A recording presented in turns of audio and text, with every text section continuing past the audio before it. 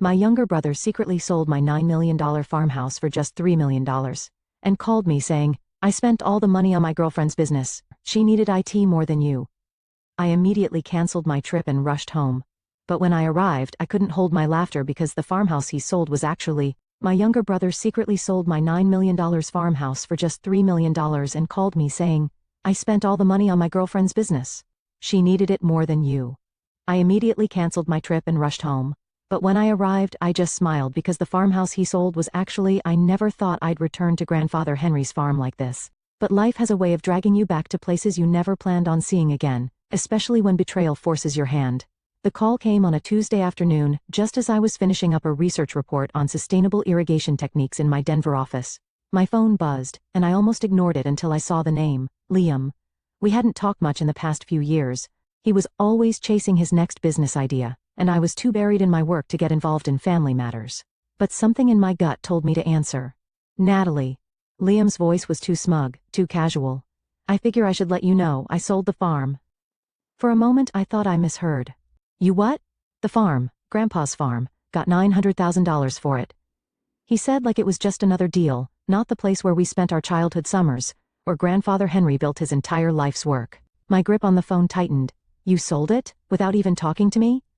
Liam sighed, annoyed. Come on, Natalie. You haven't set foot on that land in years.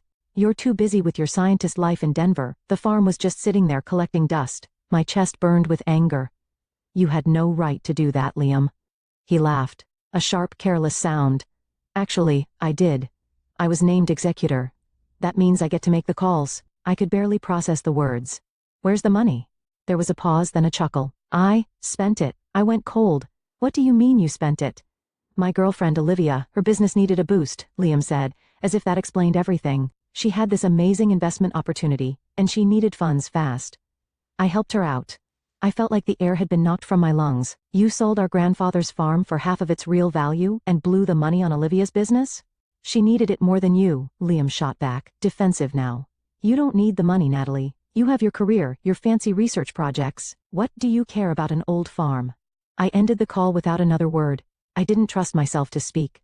Within an hour I had booked the next flight to Austin, Texas. The entire trip, my mind raced. How could Liam do this? He had always been reckless. But this? This wasn't just bad judgment, this was theft. By the time I landed, my anger had turned into something sharper, determination. He thought he could get away with this, but he didn't know one thing. Grandfather Henry wasn't a fool, and I had a feeling he had seen this coming. When I arrived at the farm, or what was left of it, I felt a wave of emotions. Memories flooded back. Summer mornings feeding the horses, the smell of fresh soil after it rained, the sound of grandfather's laughter echoing from the front porch. And now? The land was abandoned, overgrown. The heart of our family sold like it was nothing. I needed answers, and there was only one person who could give them to me. Walter Bennett, my grandfather's longtime lawyer, was waiting when I arrived at his Dallas office the next morning. He looked up from his desk as I entered. His sharp eyes filled with something close to expectation. I was wondering when you'd show up, Natalie, he said, gesturing for me to sit. I didn't waste time. Liam sold the farm. Without my consent, he says he had the right.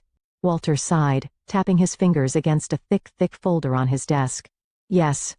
I received the notice yesterday. I stared at him. So that's it? He wins. Walter gave a small smile. That depends. Have you read your grandfather's final estate documents? A strange feeling stirred in my chest. I read the will. It left everything to both of us, but Liam was executor. Walter nodded. That's true. But your grandfather was a very careful man. He slid the folder toward me. 2 weeks before he passed, he filed an amended deed. I hesitated before opening it. The first page immediately caught my eye. Character clause? I read aloud. Walter's expression turned serious. Henry knew Liam's weaknesses. He loved him, but he didn't trust him with the farm. So, he added a safeguard. If either of you attempted to sell the farm without the other's agreement, ownership would immediately and irrevocably transfer to the wronged party. I blinked. Are you saying yes? Walter leaned back in his chair. The sale is void. The farm is yours, Natalie. A mix of relief and shock washed over me. Liam doesn't know about this, does he? Walter shook his head. No. And I'd advise not telling him until we call a legal meeting. I sat back trying to process it all. Grandfather Henry had known. He had seen Liam's recklessness, his greed, and he had planned for it. I clenched my fists. So what now? Walter checked his watch. Now? You get ready. Because, once Liam finds out he's going to fight this, and something tells me, he's not going down without a scene. That evening, I drove back to the farm. I stood on the overgrown land, the setting sun casting a golden glow over the empty fields. This farm wasn't just land. It was my grandfather's legacy. It was everything he had built, everything he had left behind. And Liam had tried to throw it away for a quick payout and a selfish dream. I pulled out my phone. Tomorrow, Liam would learn the truth. He thought he had won. He had no idea what was coming. The next morning, I woke up early, my mind racing with everything that was about to happen.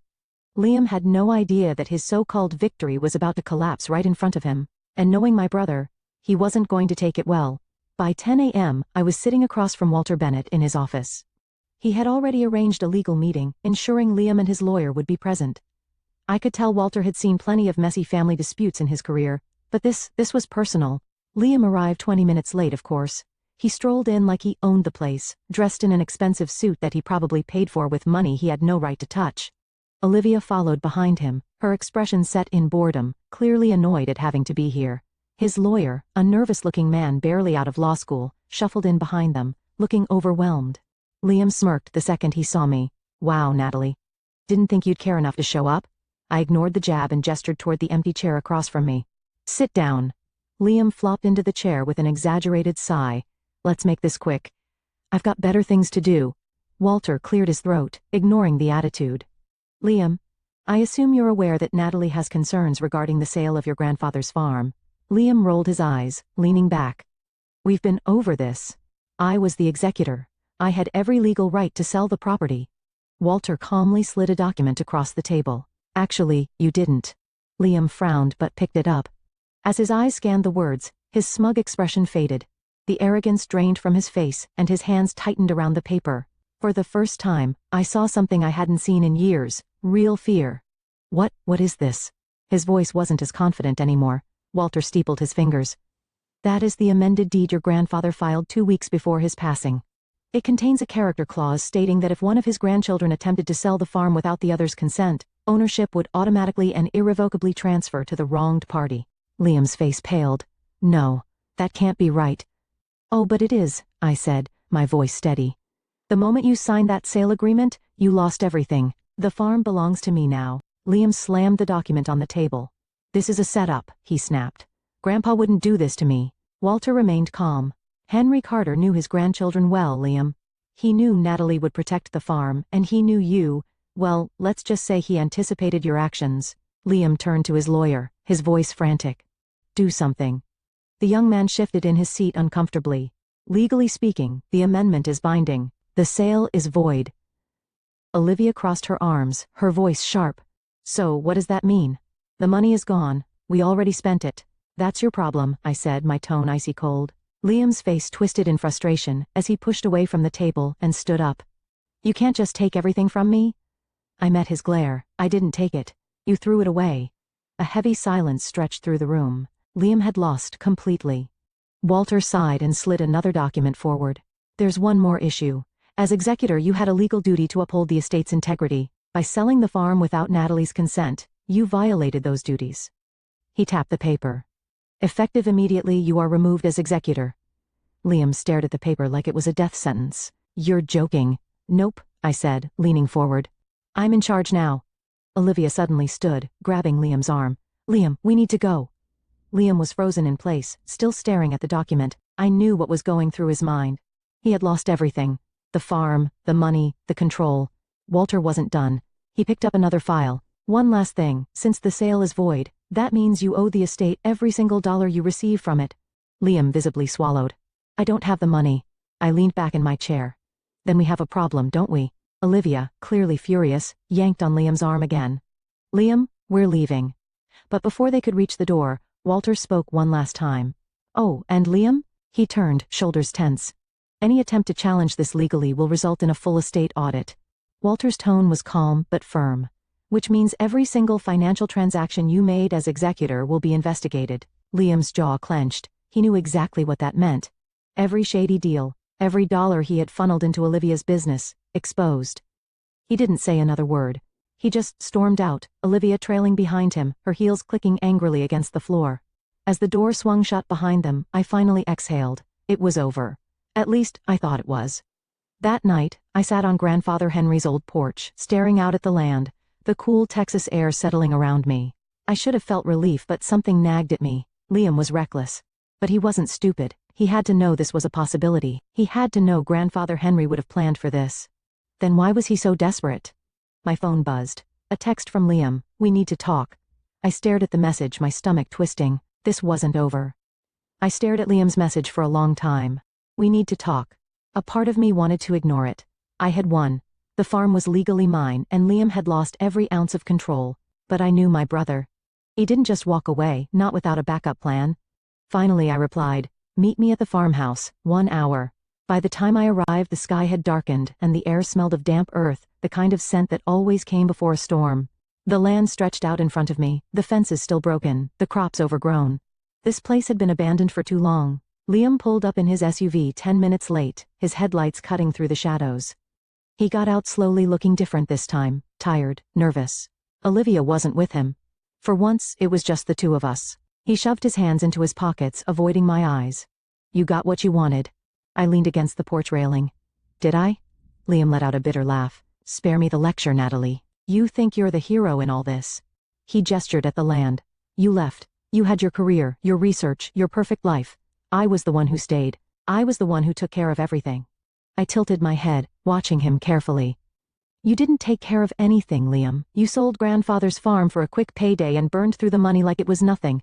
His jaw tightened. "I was trying to build something." I crossed my arms. "And where is it now?" He didn't answer. And that told me everything. Something in my gut twisted. "Liam, this isn't just about the farm, is it?" He hesitated, his eyes darting away, and for the first time in a long time, I saw it. Fear. I stepped closer. "How bad is it?" Liam ran a hand through his hair, looking anywhere but at me. "I borrowed against Grandfather's other accounts." I felt my stomach drop. "What?" He exhaled sharply. "The estate's tax accounts, the maintenance funds, the savings, everything. I pulled from them, thinking I could pay it back before anyone noticed."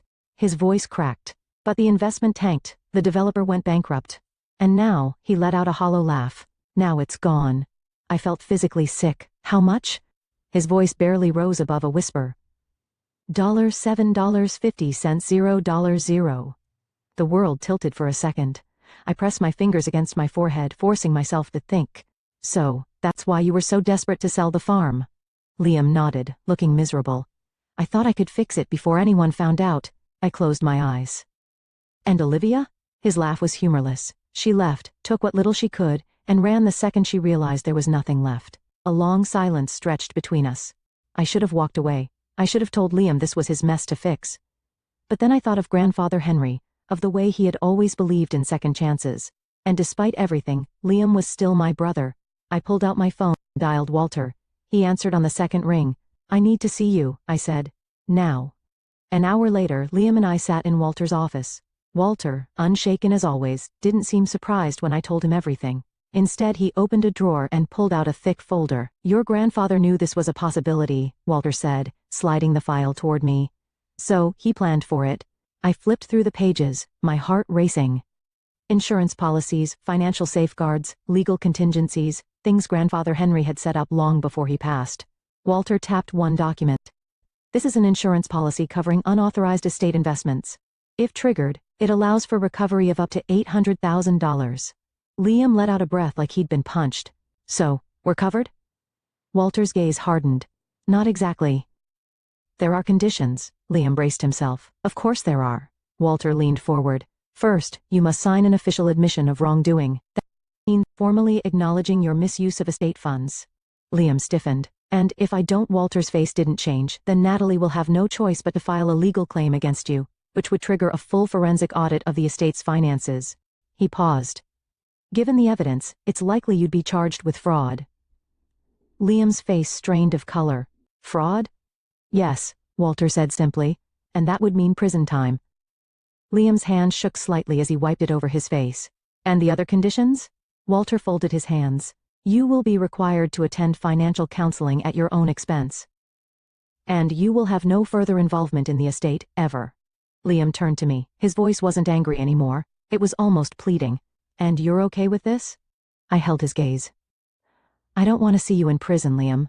But I'm not going to protect you from the consequences of what you did. For a long moment, he didn't move. Then slowly, he nodded. Fine. Walter slid the admission document forward. Liam took the pen with shaking hands and signed. And just like that, it was over. We stepped outside into the night air. Liam stood by his car, staring out at the city skyline. I don't know what to do now, he admitted. I hesitated before answering. You start over. Liam let out a weak laugh. How? I sighed. Studying him. The brother I had grown up with. The one who had lost himself chasing the wrong things. The farm still needs fixing, I said after a pause. You could help. His head snapped toward me, eyes wide with surprise. You'd let me? I met his gaze. You're still my brother, Liam, but this isn't about money anymore. If you want a second chance, you have to earn it. He didn't answer right away. But after a long pause, he nodded. Maybe, just maybe, it wasn't too late to fix what was broken. The days after the meeting with Walter felt heavy, filled with long silences and the weight of everything that had happened. I had spent so long angry at Liam, convinced that he would never change, that it felt strange to see him now, humbled, uncertain, and lost. But there we were, standing on Grandfather Henry's farm, staring at the overgrown fields, the broken fences, and the house that had once been filled with life. I barely recognize it, Liam muttered. I glanced at him. Yeah. Well, that's what happens when someone tries to sell a place instead of taking care of it. Liam exhaled sharply, but didn't argue. He wasn't fighting anymore. And for the first time in years I could see something shifting in him. We spent the next week clearing out the old barn, fixing the fences, and assessing the damage caused by years of neglect and bad decisions. Liam wasn't used to this kind of work, and at first, he struggled. But he showed up every morning, and to my surprise, he never complained. One evening, after an exhausting day of repairing the porch steps, I found him sitting on the front steps, staring out at the land as the sun dipped below the horizon. The golden light cast long shadows over the fields. The same view that Grandfather Henry used to love. I used to hate this place, Liam admitted, his voice quiet, hesitant. I thought it was a trap, a reminder of everything I didn't want to be. I sat down beside him, wiping the sweat from my forehead, and now he was silent for a long time before sighing. Now, I think I get it. Grandpa wasn't trying to hold us back, he was giving us something that actually mattered. I nodded, watching the wind move through the tall grass. He always thought 5 moves ahead. Liam chuckled, though there wasn't much humor in it. Yeah, and I never thought past the next dollar sign. The next few months passed in a rhythm of hard work and quiet realizations. Liam stuck with it, something I honestly hadn't expected. At first I kept my guard up, waiting for him to give up, to run when things got hard. But he didn't. He learned how to fix the equipment, how to plant crops properly, how to care for the land the way Grandfather had, and slowly I realized that he wasn't just doing it for me. He was doing it for himself. One afternoon we stood in the middle of the restored barn, the scent of fresh hay in the air. Liam wiped his hands on his jeans, glancing around. It actually looks like a real farm again. That's because it is. He let out a deep breath, nodding. Feels different. I studied him. You feel different? Liam hesitated before nodding. Yeah. For the first time, I believed him. A year after everything had fallen apart, we held a ceremony in Grandfather Henry's honor. We invited neighbors, old friends, and the few people in town who had known him well. Liam stood next to me as we unveiled a memorial plaque near the farmhouse. It simply read, Henry Carter, a man who built more than land. As the sun set over the farm, I realized something. Grandfather had always planned for this, not just for the land, not just for the money, but for us. He had known that Liam and I would never truly see eye to eye until something forced us to. He had built in safeguards, knowing Liam's weaknesses, but he had left the door open for redemption. And Liam had finally stepped through it. Later that night, after everyone had gone home, I found Liam sitting on the porch, watching the stars. Still thinking about running back to Austin? I asked. He smirked. Nah. Turns out, I like the quiet. I sat down beside him, letting the cool night air settle around us. Do you think Grandfather knew this would happen? Liam asked after a while. I thought about it before answering. Yeah. I think he knew exactly what he was doing. Liam sighed, a small smile on his lips. Yeah, me too. And for the first time in a long time, we sat there not as enemies, not as rivals, but as family.